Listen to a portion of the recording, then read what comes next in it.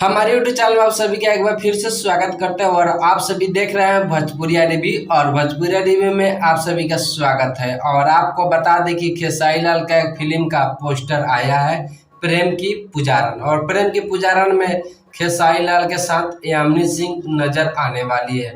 और प्रेम के पुजारन सबसे बड़ा लव स्टोरी होने वाला है।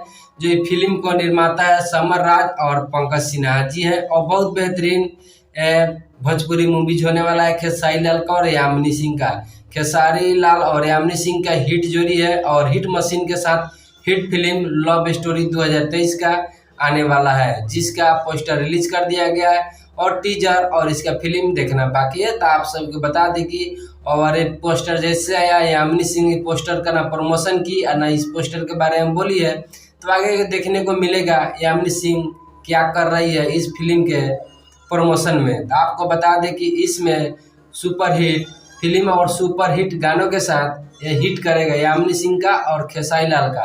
और इस फिल्म में अपना संगीत दिए हैं कृष्णा बेदर्जी और हिट गानों के साथ है। तो आपको बता दें कि खेसारी और यामिनी सिंह में दोनों के बीच में अच्छा नहीं चल रहा है, तो आगे देखने को मिलेगा खेसारी के साथ में यामिनी सिंह फिल्म प्रमोशन के लिए आती है कि नहीं।